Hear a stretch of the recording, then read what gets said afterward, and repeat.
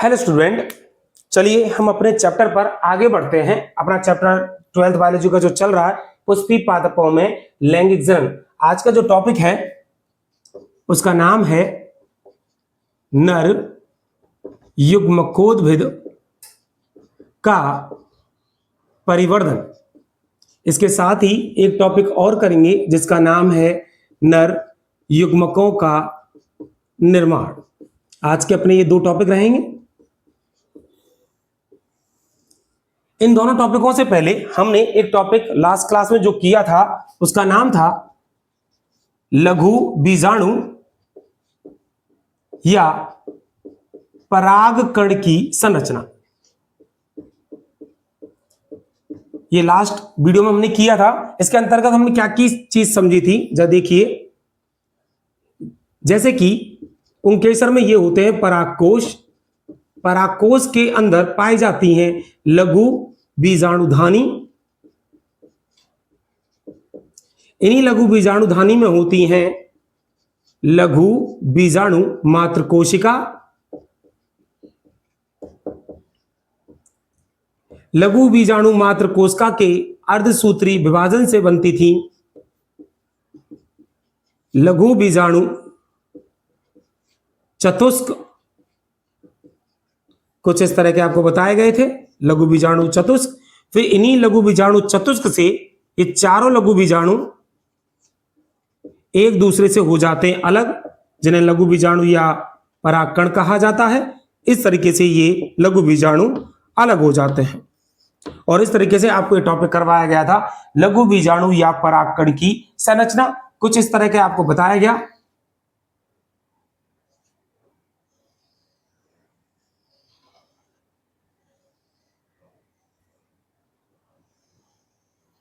लघु बीजाणु की संरचना में आपको क्या क्या चीज बताई गई थी कि लघु बीजाणु एक कोश की है, एक केंद्र की है, गोलाकार और अगुण संरचना होती है। इसके ऊपर दो तरह की भित्ति होती है। एक बताई थी जिसका नाम था बाह्य चोल, दूसरा बताया था जिसका नाम था अंतः चोल। बाह्य चोल बताया था कि ये बना होता है स्पोरोपोलिन का, जिसका जैविक अपघटन नहीं होता, ना ही कोई आज तक ऐसा एंजाइम खोजा गया है जो बाह्य चोल को नष्ट कर सके। इसी कारण लघु बीजाणु या परागकण जीवाश्म के रूप में पाए जाते हैं। अंतःचोल बताया था कि ये बना होता है सेलुलोज और पेक्टिन का। साथ ही साथ ये भी बताया था कि अंतःचोल के द्वारा ही परागकणों में परागरेखा का निर्माण होता है, जो कि जलन छिद्र से होकर ही बाहर आती है। इसके अलावा ये भी बताया आपको कि लघु बीजाणु चतुस्क से जब ये चारों लघु बीजाणु एक दूसरे से अलग होते हैं तो इन लघु बीजाणुओं में कोशिका द्रव्य की मात्रा भरपूर होती है।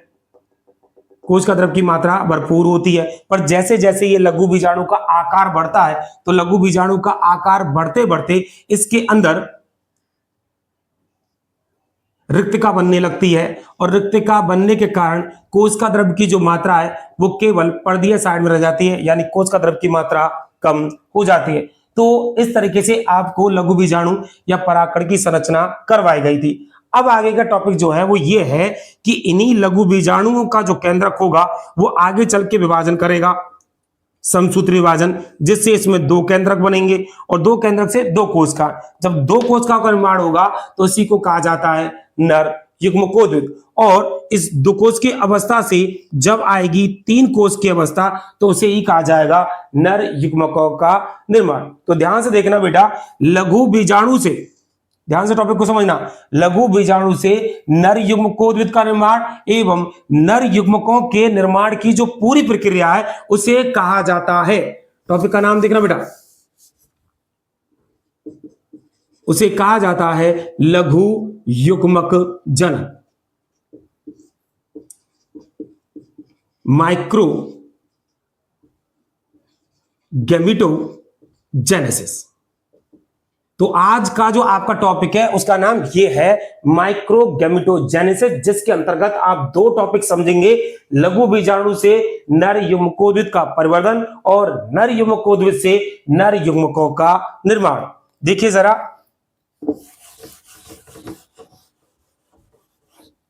देखो ना, जिस तरीके से ये लघु बीजाणु बन गया है, अब ये जो लघु बीजाणु का अंदर जो ये केंद्रक है, ये केंद्रक अब विभाजन कर लेगा जिसका नाम है समसूत्र विभाजन, और समसूत्र विभाजन करने की वजह से एक बड़ा केंद्रक और एक छोटे केंद्रक का निर्माण होगा। ये वापस हम फिर बना सकते हैं, अंतःचोल और बाह्य चोल। नेक्स्ट, ऊपर का जो बड़ा केंद्रक बना है उसे बोला जाता है कायिक केंद्रक। नेक्स्ट, छोटा जो केंद्रक बनता है उसे कहा जाता है जनन केंद्रक। नेक्स्ट, इन दोनों केंद्रकों के बीच में भित्ति का निर्माण हो जाने की वजह से एक बड़ी कोशिका हो जाती है जिसे बोला जाता है कायिक कोशिका, और एक छोटी कोशिका हो जाती है जिसे कहा जाता है जनन कोशिका। प्रारंभ में जनन कोशिका जो होती है वो लघु बीजाणु की भित्ति से ही जुड़ी होती है, जिसके कारण इसका आकार लेंस के समान होता है। लेकिन धीरे धीरे करके ये जनन कोशिका अपनी खुद की भित्ति बना लेती है।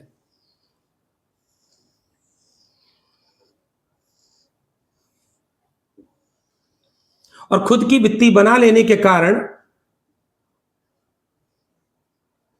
ये इस तरीके से, ये रहा कायिक कोशिका का कोशिका द्रव और एक कायिक कोशिका का केंद्रक।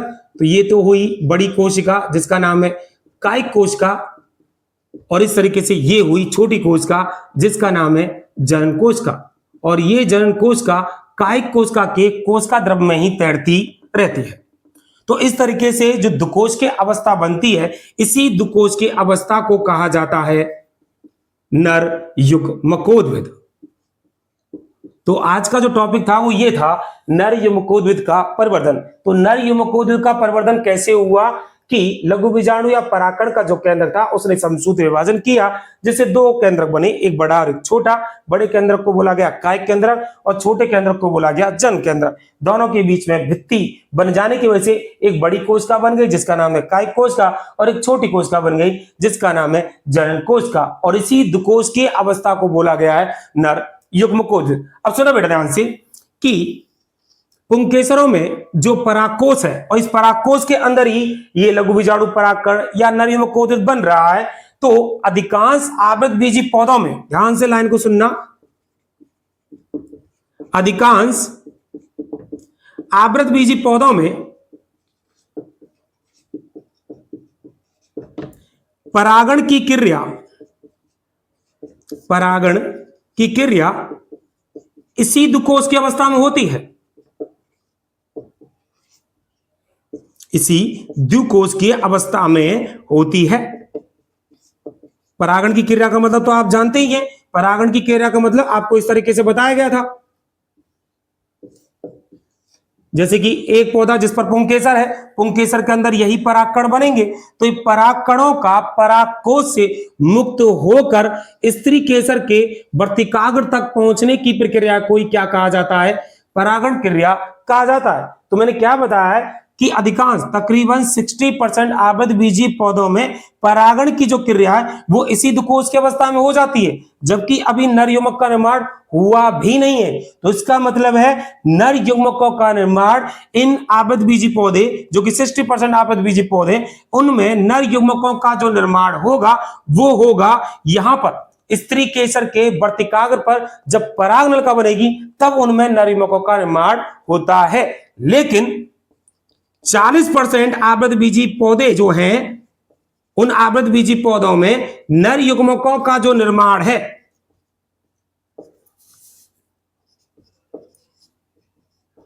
नर युग्मकों का निर्माण इस परागकोश की भित्ति के फटने से पहले ही परागकोश के अंदर ही हो जाता है। तो अब जानते हैं कि नर युग्मकों का निर्माण किस प्रकार से होता है, पर उससे पहले आपको दो टॉपिक ये समझने हैं, कायिक कोशिका और जनन कोशिका के बारे में। जरा पहले इसके बारे में सीखिए, फिर हम सीखेंगे नर युग्मकों का निर्माण किस प्रकार से होता है। देखो बेटा, थोड़े अंतर है कि सबसे पहले बात करते हैं कायिक कोशिका की। कायिक कोशिका जैसे कि आपको पता है ये बड़ी होती है, इसका केंद्रक भी बड़ा होता है।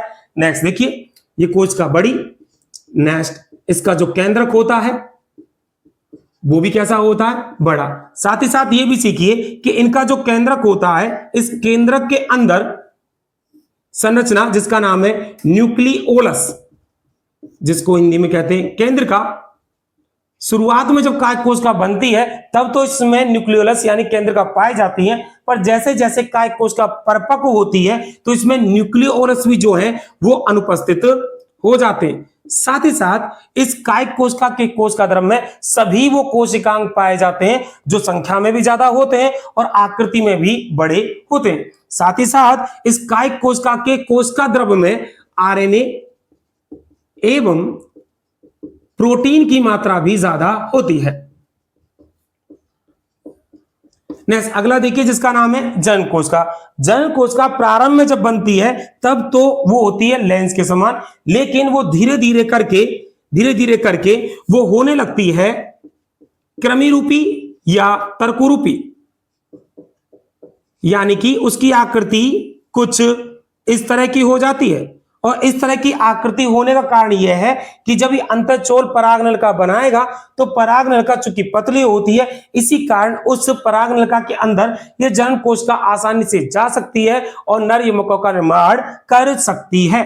तो फिर इसके अलावा यह भी जानिए कि जनन कोशिका जो होती है वो तो छोटी है, केंद्रक भी उसका छोटा है, साथ ही साथ इसमें आरएनए एवं प्रोटीन की मात्रा कम होती है। अब आरएनए की मात्रा कायिक कोशिका में ज्यादा है, क्यों? क्योंकि उसमें कोशिका द्रव्य की मात्रा ज्यादा है। जनन कोशिका में आरएनए की मात्रा कम है क्योंकि उसमें कोशिका द्रव्य की मात्रा भी कम है। लेकिन एक समानता है कि कायिक कोशिका के केंद्रक और जनन कोशिका के केंद्रक में डीएनए की मात्रा जो होती है वो समान होती है। तो इस तरीके से आपने कायिक कोशिका और जनन कोशिका में कुछ अंतर भी जान लिए। नेक्स्ट आगे देखिए,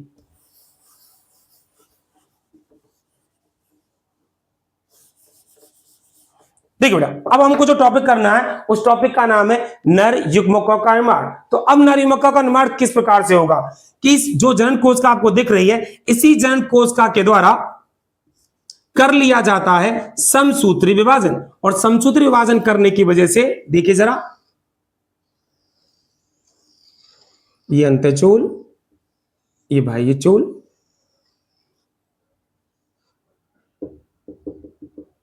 ये कायिक कोशिका का कोशिका द्रव्य है ही। नेक्स्ट इसके अलावा ये आपकी जनन कोशिका, जिस जनन कोशिका ने समसूत्री विभाजन किया और समसूत्री विभाजन करके दो कोशिकाएं बनाई और इन्हीं दोनों कोशिकाओं का नाम है नर युग्मक। तो नर युग्मक का निर्माण किसके द्वारा हुआ है? जनन कोशिका के द्वारा। आपको याद हो तो पिछली क्लास में मैंने आपको बीजाणुविद और युग्मकोद्भिद के बारे में बताया था कि बीजाणुविद किसे कहा जाता है? जो कि बीजाणु का निर्माण करते हैं। युग्मकोद्भिद किसे कहा जाता है? जो युग्मक का निर्माण करते हैं। तो जरा देख सकते हो कि युग्मक बनाए हैं किसने?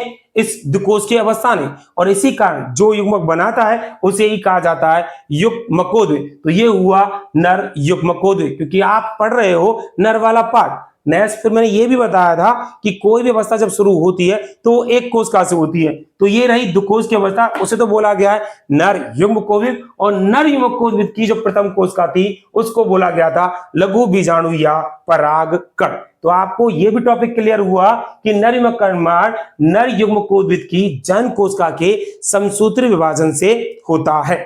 अब चीज ये सीखिए कि अभी कुछ देर पहले आपको बताया कि अधिकांश आवृतबीजी पौधों में परागण क्रिया जो है वो द्विकोष की अवस्था में प्रारंभ हो जाती है। तो अगर द्विकोष की अवस्था में प्रारंभ हो जाती है तो 60% पौधों में ये नर युग्मक का निर्माण कहां हुआ है? तो जरा देखिए, इन नर युग्मक का निर्माण हुआ है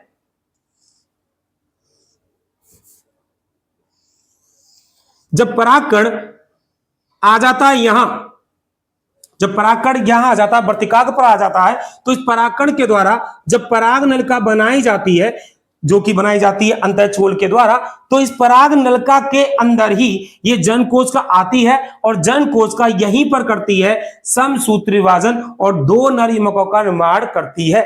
यानी अधिकांश आवृतबीजी 60% पौधों में नर युग्मकों का निर्माण वर्तिकाग्र पर अंकुरण के दौरान होता है, जबकि 40% आवृतबीजी पौधों में नर युग्मकों का जो निर्माण है वो परागकोश की भित्ति फटने से पहले परागकोश के अंदर ही हो जाता है।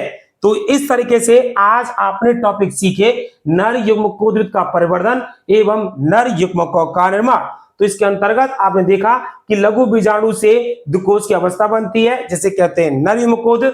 फिर नर युग्मकोद्भिद की जन कोशिका से समसूत्र विभाजन के द्वारा दो नर युग्मकों का निर्माण होता है और इस प्रकार से लघु बीजाणु से नर युग्मकों परिवर्धन एवं नर युग्मकों के संपूर्ण निर्माण की प्रक्रिया को कहा जाता है माइक्रोगैमेटोजेनेसिस। तो इस तरीके से आपका एक टॉपिक नर युग्मकोद्भिद का निर्माण एवं विकास एवं उसकी संरचना ये वाला टॉपिक हुआ खत्म। अब छोटे छोटे कुछ पॉइंट्स हैं जो आपको सीखने हैं, जरा उन चीजों को भी देख लीजिए। नेक्स्ट आगे देखिए बेटा, वैसे तो टॉपिक आपका नर युग्मकोद्भिद का विकास एवं उसकी संरचना वाला टॉपिक खत्म हो चुका है, पर उससे संबंधित कुछ छोटे छोटे टॉपिक्स हैं, आप जरा उनको समझिए। देखिए बेटा, हमने लघु बीजाणु, परागकण की संरचना, नर युग्मकोद्भिद का प्रवर्धन और नर युग्मकों के निर्माण की सभी प्रक्रिया को कर लिया है। अब कुछ आपके छोटे छोटे पॉइंट्स हैं, उनको देखिए कि परागकण जो होते हैं वो किसी किसी व्यक्ति में एलर्जी और श्वसनीय वेदना पैदा कर देते हैं। यानी कि परागकण जो होते हैं वो एलर्जी एवं श्वसनीय वेदना पैदा कर देते हैं जो कि आगे बढ़कर दमा और श्वसनीय शोथ का रूप ले लेता है। एक तो आपको ये चीज सीखनी थी। अब एक चीज ये सीखनी है कि परागकण जो है वो आखिरकार एलर्जी करते किस वजह से हैं। तो देखिए बेटा, नर युग्मकोद्भिद की कोशिका और आपने पहले पढ़ा था टेपिटम की जो कोशिकाएं होती हैं वो कुछ प्रोटीन बनाती हैं और ये जो प्रोटीन होते हैं वो बाह्य चोल की गुहिकाओं में भर जाते हैं। तो अगर कोई भी परागकण जो है अगर नमी की अवस्था में आता है या कहूं तो किसी पानी के साथ मिलता है तो पानी के साथ आ जाने की वजह से वो प्रोटीन जो होता है वही पैदा करता है एलर्जी। क्लियर? नेक्स्ट, इसके अलावा सीखिए कि परागकण जो होते हैं वो पोषणों से भरपूर होते हैं और अगर पोषणों से भरपूर हैं तो इनसे आजकल बनाई जा रही हैं पराग गोलियां और सिरप। पराग गोलियां और सिरप, और ये पराग गोलियां जो हैं वो खिलाड़ियों और अश्वों यानी घोड़ों की कार्य दक्षता में वृद्धि करते हैं। तो छोटे छोटे पॉइंट्स आपने ये समझे। इसके अलावा एक चीज और देखिए कि जब भी कोई परागकण परागकोश से मुक्त होता है तो उस परागकण की जीवन क्षमता कितनी होती है? परागकण की जीवन क्षमता, देखिए बेटा, परागकण की जो जीवन क्षमता है वो बेसिकली निर्भर करती है तापमान एवं आर्द्रता पर। वो इन दो चीजों पर निर्भर करती है कि नेक्स्ट देखिए कि धान एवं गेहूं के परागकण की जो जीवन क्षमता होती है वो मात्र होती है 30 मिनट। यानी परागकोश से जब परागकण इनके विमुक्त हो जाते हैं तो ज्यादा से ज्यादा वो जिंदा रह पाते हैं 30 मिनट। इसके अलावा रोजेसी कुल, लेग्यूमिनोसी कुल, इसके अलावा सोलेनेसी कुल के पौधों के जो परागकण होते हैं उनकी जीवन क्षमता जो होती है वो कुछ महीनों तक होती है। लास्ट एक चीज और समझ लीजिए कि विभिन्न प्रजातियों के परागकणों को लिक्विड नाइट्रोजन, द्रव नाइट्रोजन -196 डिग्री सेंटीग्रेड पर भी भंडारित करके रखे जा सकते हैं, रखे जा सकते हैं और इस प्रक्रिया को कहा जाता है क्रायो प्रिजर्वेशन।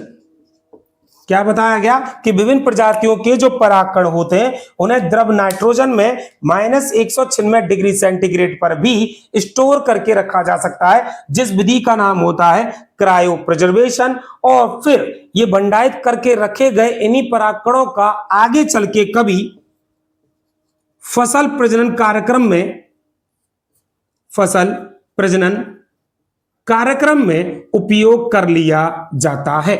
तो इस तरीके से आपका एक टॉपिक जो करीबन हम 3 से 4 दिन पहले स्टार्ट कर चुके थे, जिसका नाम था नर युग्मकोद्भिद का विकास एवं उसकी संरचना। ये वाला टॉपिक आपका हो चुका है खत्म, जिसमें हमने एक लघु बीजाणु या परागकण को बनाना सीख लिया, जिसके अंदर नर युग्मकों का निर्माण किस प्रकार से होता है ये भी हम सीख चुके हैं। नेक्स्ट अगली क्लास से जो आपका टॉपिक होगा उसका नाम है मादा युग्मकोद्भिद की संरचना एवं विकास। अगली क्लास से हम ये टॉपिक समझना स्टार्ट करेंगे। आज के लिए इतना ही काफी है। Thank you.